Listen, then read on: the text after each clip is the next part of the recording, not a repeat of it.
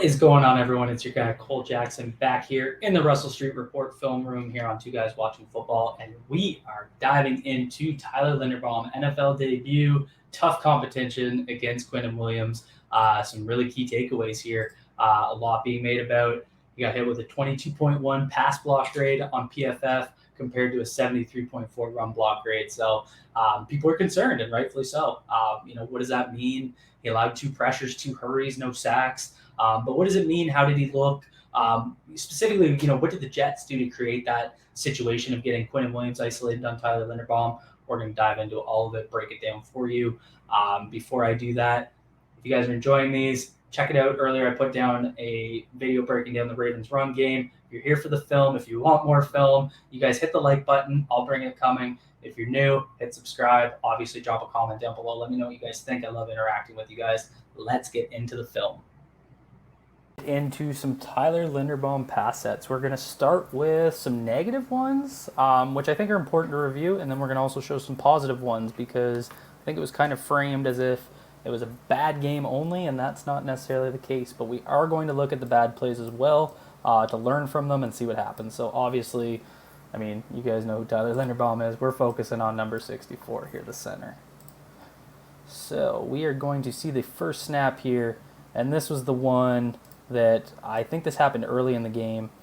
So this is Tyler Linderbaum inside against Quinnen Williams, and they did this. They did this on purpose. Look how the defense aligns. So we got a 6-man protection, 1, 2, 3, 4, 5, 6, against a 1, 2, 3, 4, 5-man pressure, and they're trying to isolate this matchup. And so the Ravens can do a couple things. They can definitely call a line call and keep Ricard in and give Linderbaum inside help, which isn't a bad idea against Quinnen Williams. And you see a lot of other teams do it. For example, the Eagles do it with Jason Kelce. But they've basically taken away Zeitler's ability to do that because they're focusing that right side there, and they're specifically using wide 9. And so that really takes Moses completely out of the picture. So let's see what happens on the snap.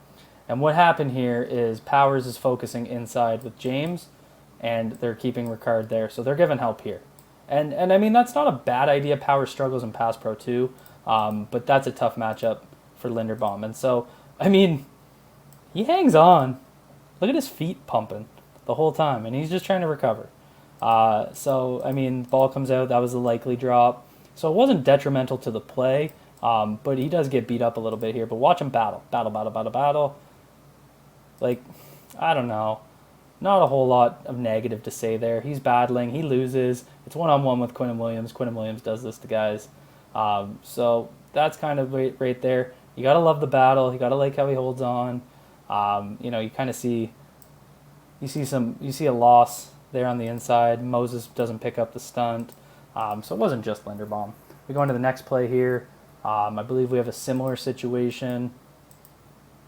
And this is where he kind of gets tossed around for the PBU. So, again, this was a weird play by Ben Powers, in my opinion. Again, we have a wide alignment here from the defensive ends, and I really think they're trying to completely take away the tackles, put them on islands, and make these 3 on the inside work against Quinnen. And watch what Ben Powers does. Gives a little push there, but then looks and is giving help all the way outside, and it just didn't really make a whole lot of sense. So, especially when he's lined up right here in the A gap. I just didn't like that play from Powers. I'm just not sure why he's giving that outside help. He doesn't really end up blocking someone. He goes out to give help. He's just kind of standing in no man's land. So, Linderbaum does lose one-on-one, but, again, should have had some inside help there. And there you can see he just gets jacked up here. That outside hand stabs, and Quinnen drives right through him. And then tosses him. And right there is kind of what ended the rep. So once he pushes his hand through, Quinnen right there tosses one side of his body to the other. So, and then Quinnen obviously gets the PBU. So, not ideal there. We're seeing a couple lumps. We're seeing the defense specifically try and create that one-on-one matchup, which I think we expected as fans, but still not great to see it. Here we're going to see Powers working with Zeitler, and he's going to overtake, but then he gets swam. And so this is one of the more interesting ones for me. So, again, defense has a wide alignment. Tackles are kicking out on islands. You got Powers one-on-one with 97, and then you got Zeitler working with Linderbaum. Zeitler's going to pass him. Linderbaum overtakes, and right there he basically lunges forward right there and loses all leverage. Ball's out, doesn't really have a negative impact. It was for a catch, but you can see there. So this is where, when people talk about his length, this is a perfectly reasonable time to talk about his length, because that's what happens right there. He extends this inside hand, and it lands where it's supposed to, but look at his posture. This back is starting to curve forward, and we've always talked about we want that strong back, right? But he's leaning forward right now, and then when you're leaning forward, do it in your chair right now. Do it wherever you're lean forward, then stand up with a curved back upright. What's a stronger position? So he loses his power position, he loses the rep. So in these cases, you guys know I don't like to talk about arm length that much. That is a perfectly reasonable time to do it. It makes perfect sense to me. It was a limitation there. See this next one. And this was one, I think this was Patrick McCarry's first play. Oh, this is the touchdown to Duvernay. Watch Duvernay on this catch. Whoo, baby. That was nice. He had a game. But this was ugly as well. So they did this alignment quite a few times where they stacked two defensive tackles in the A and B gap and basically made you do a half-line slide. And so what happens here is Powers comes inside, and Quinnen again just gets right inside. He does to Tyler Linderbaum what Tyler Linderbaum always does to others. He gets right up into his armpits, and he literally just runs through him. Like, he's just humping him through. And McCarry kind of gets rammed back into him too. Not a bad rep from McCarry, but he gets pushed right there. So they both end up into Lamar. Lamar had the ball out, not a big deal. But so basically what we've seen through a couple of reps here, we've seen exactly what I think we expected. We've seen Tyler Linderbaum struggle with power. We've seen Tyler Linderbaum struggle with length. All of them basically in one-on-one situations. That was always going to be his weakness. So the people that are surprised by this or concerned, I wouldn't be. This is always what I expected from him. But then we have some plays like this one. One-on-one with Quinnen Williams. And he just out-leverages him and just works his feet. And you can see it. Let's see him get nice and low. You saw, watch his hands. It's kind of tough because Quinnen's blocking the view. Watch his wrists where they line up. You can't see it here, but he's got inside cuffs right on this chest plate and that chest plate. So he gets inside hands. He's low. His helmet's right there. And he's just going to push right up. Boom. So he just drove those hands right up.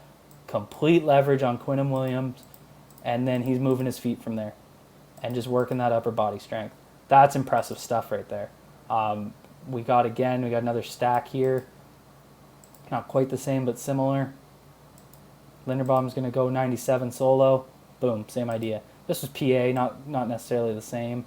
That's going to advantage your O-line. But look, boom, boom. 97 misses on his hands. Work his feet, work his feet, work his feet.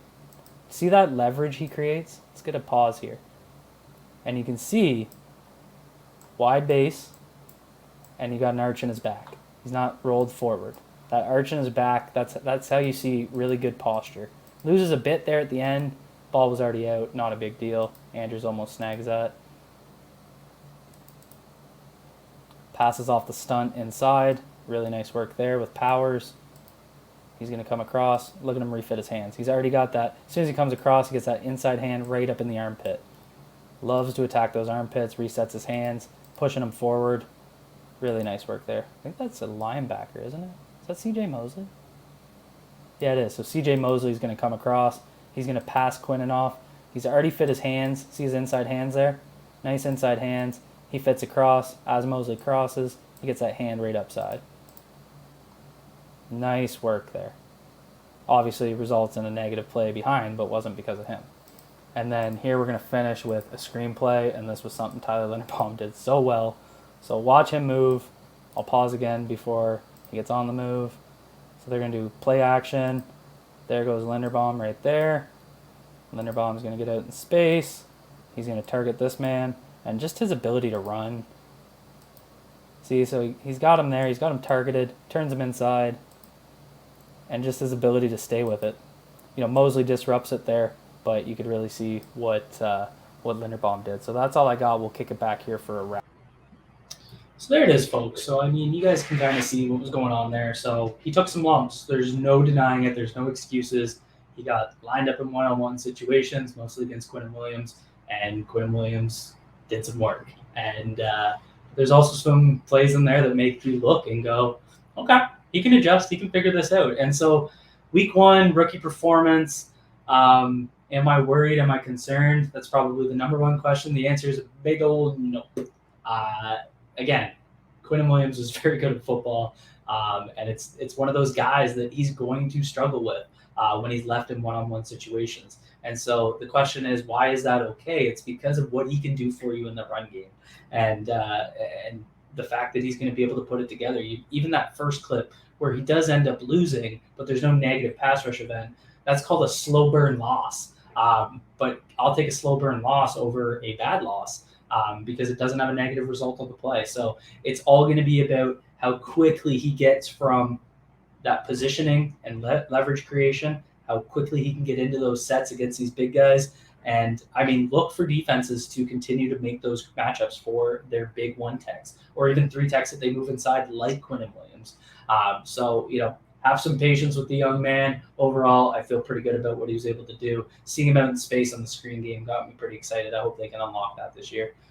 Like I said, if you guys like this content, I got plenty more that I got queued up. We got Patrick McCurry. We got the inside work of Michael Pierce and Justin Matabike. If you guys are looking forward to it, hit the like button, drop a comment down below, hit subscribe if you're new here. Be good to yourselves, be good to each other.